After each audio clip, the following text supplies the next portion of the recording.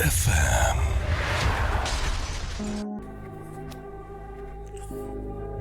প্রিয় বন্ধুরা, ফিরে এলাম আবার নতুন একটা গল্প নিয়ে। এই গল্পটা যিনি লিখেছেন, লেখকের নাম নূর। শুধু নূর লেখাই আছে, তো আমি শুধু নূরই বললাম। তো এই গল্পটা সম্ভবত চা বাগানকে কেন্দ্র করে। তো চা বাগানের ভৌতিক যে ঘটনাগুলো ঘটেছিল তার সঙ্গে আশা করি সেই গল্পটাই হবে। গল্পের লাইন দেখে বোঝা যাচ্ছে। তো গল্পে যেভাবে লেখা আছে আমি সেভাবে শুরু করছি, তো আপনারা ধৈর্য সহকারে শুনতে থাকুন। চা বাগানে সেই রাস্তাটা সবসময়ই আমার কাছে কেমন যেন অদ্ভুত লাগে। দিনের বেলা যতটা শান্ত আর সবুজ, রাতের বেলা ঠিক ততটাই শীতল, ফাঁকা আর অচেনা মনে হয়। সে রাতে আমি শিলচরের দিকে যাচ্ছিলাম। নভেম্বরের শেষ দিক, আকাশে চাঁদ নেই, চারপাশে শুধু গভীর কুয়াশা। বাস থেকে নেমে একটি সরু কাঁচা রাস্তা ধরে হাঁটতে শুরু করি। রাস্তার দুই পাশে উঁচু উঁচু চা গাছের সারি, গাছের পাতায় রাতের শিশিরের ফোঁটা জল করছে। দূরে কোথাও শ্রমিকদের কলোনির আলো দেখা যায়, কিন্তু এখানে শুধু এক গাঢ় অন্ধকার আর কুয়াশা। বাতাসে এক ধরনের ঠান্ডা গন্ধ, যেন ভেজা মাটি, শুকনো পাতার ধোয়া আর পুরনো কাঠের ঘ্রাণ মিশে আছে চারপাশে। পায়ের নিচে নুড়ি পাথরের কর্মর শব্দ, আর মাঝে মাঝে ঝিঝি পোকার একটানা ডাক। নুড়ি পাথর বলতে ছোট ছোট যে পাথরগুলো থাকে সেগুলোকে নুড়ি পাথর বলা হয় সম্ভবত। আমার জানা মতো নুড়ি পাথর, ওই ছোট ছোট যে পাথরগুলো আছে তাকে নুড়ি পাথর বলা হয়। কিন্তু হঠাৎই বুঝলাম ঝিঝি পোকার ডাকটা কিছুক্ষণ আগে থেকে নেই। চারিদিকে নিস্তব্ধ, যেন কেউ শ্বাস বন্ধ করে শুনছে আমি কি করছি। হঠাৎ বাকিদের চা গাছের সারির ভেতর থেকে নরম একটা আওয়াজ পেলাম, যেন পাতার ফাঁকে কেউ ধীরে ধীরে হেঁটে যাচ্ছে। কেউ কি আছেন ওখানে? ভয় মিশ্রিত কণ্ঠে জিজ্ঞেস করলাম। কোনো উত্তর নেই, বরং পাতার নড়াচড়া আরও কাছে আসছে। আমি হাঁটতে শুরু করলাম, কিন্তু অনুভব করলাম আমার পায়ের সঙ্গে পায়ের শব্দ মিশিয়ে আরেকটা ভারী ধীর শব্দ আসছে, যেন কারো পা মাটিতে টেনে টেনে হাঁটার শব্দ। বাগানের মাঝখানে একটা পুরনো কাঠের সেতু আছে। এই সেতুর নিচে শুকনো নালা, বর্ষাকালে এখানে পানি বইত। আমি সেতুর দিকে এগোতেই কুয়াশার ভেতর থেকে ম্লান একটা লণ্ঠনের আলো ভেসে উঠল। কেউ একজন দাঁড়িয়ে থাকতে দেখলাম, সাদা ধুতি, মাথায় সাদা পাগড়ি, কিন্তু মুখটা পুরোপুরি অন্ধকারে ঢাকা। আমি এখানে একটা কথা বলে রাখি, এই যে গল্পের মাঝে আমরা যদি বলি সাদা কাপড় পরা, সাদা মাথায় পাগড়ি বাঁধা, এই কথাগুলো শুনলে মনে হয় যেন কোনো বানোয়াট গল্প। আসলে না ভাই, বানোয়াট কোনো গল্প নয়, এটা সত্যিকারের ঘটনা। এখন বিশ্বাস করলে আপনার, বিশ্বাস না করলে আমার, মানে বিশ্বাস করা বা না করাটা সেটা আপনার ব্যাপার।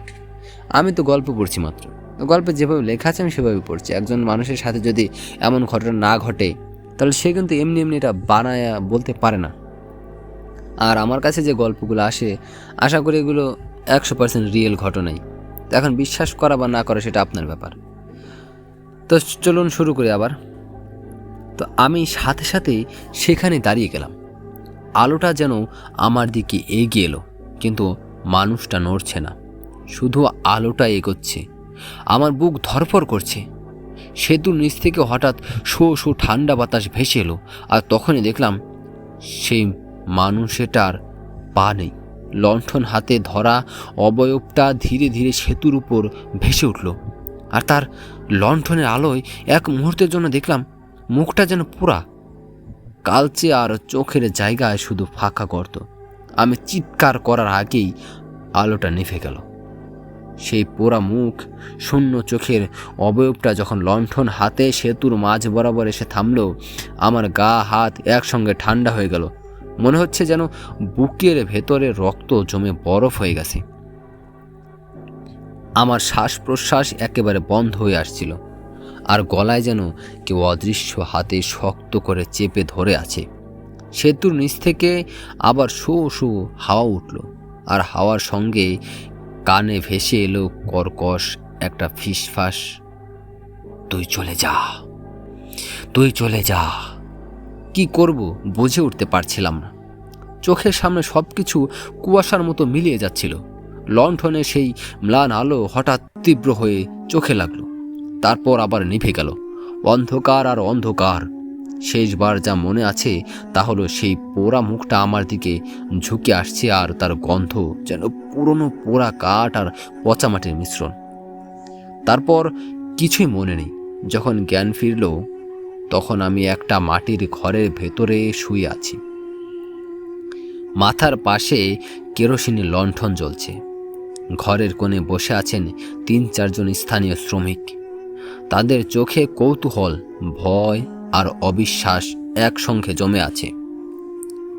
বাবু, আপনি ভাগ্যবান, অনেকেই ওই সেতুর ধারে গিয়ে ফেরে নাই, বলে এক বৃদ্ধ শ্রমিক, যার গলার স্বর কর্কশ হলেও চোখে ছিল এক ধরনের উদ্বেগ। আরেকজন বলল, ওইটা বহু পুরনো ঘটনা বাবু। এই বাগানের মালিকের খুন হওয়া, আগুনে পুড়ে মরার কথা, অনেক কাহিনী আছে, কিন্তু রাতের বেলায় কেউ সেতুর ও ধারে গেলে সে বাকিটা আর বলল না, শুধু মাথা নিচু করে নিঃশ্বাস ফেলল। আমার পুরো শরীর তখনও ঠান্ডায় কাঁপছে। বুকের ভেতরে ধকধক শব্দ যেন কান ফাটিয়ে দিচ্ছে। আমি বুঝলাম, আমি যেটা দেখেছি সেটা স্বপ্ন বা মায়া নয়, বরং এই চা বাগানের এক কালো সত্য। আমি উঠে বসলাম। মাথাটায় এখনও ঝিমঝিম করছে। আমার পোশাক ভিজে গেছে, যেন গভীর কুয়াশার ভেতর থেকে আমি এইমাত্র বেরিয়ে এসেছি।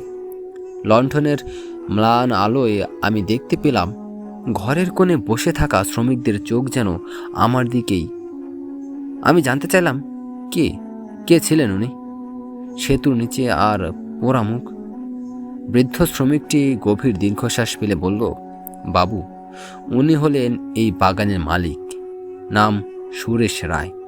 বহু বছর আগে এই চা বাগান যখন তৈরি হয়, তখন সুরেশবাবু একজন সৎ এবং দয়ালু মানুষ ছিলেন। কিন্তু ধীরে ধীরে তার ভেতরে লোভ আর হিংসা বাসা বাঁধল। শ্রমিকদের ওপর অত্যাচার শুরু করলেন।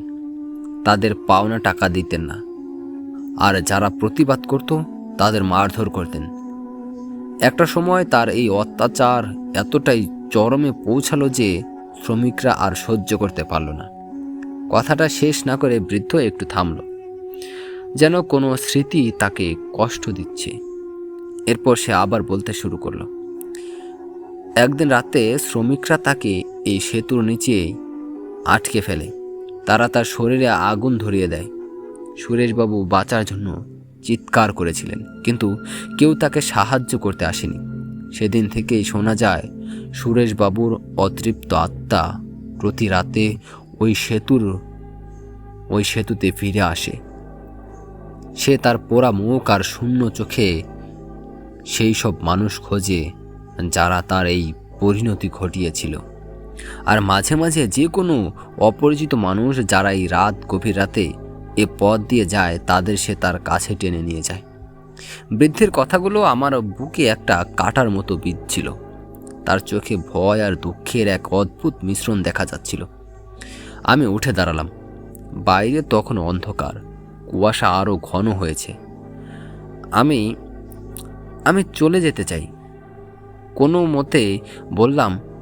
শ্রমিকরা আমাকে বাগান থেকে বের হওয়ার রাস্তা দেখিয়ে দিল। আমি তাদের ধন্যবাদ জানিয়ে বেরিয়ে আসলাম। হাঁটতে হাঁটতে মনে হলো যেন কেউ আমাকে পেছন থেকে অনুসরণ করছে। আমি বারবার পেছনে ফিরে তাকালাম, কিন্তু কাউকে দেখতে পেলাম না। শুধু সেই পচা গন্ধটা, সেই পোড়া কাঠের গন্ধটা এখনও আমার নাকে লেগে আছে।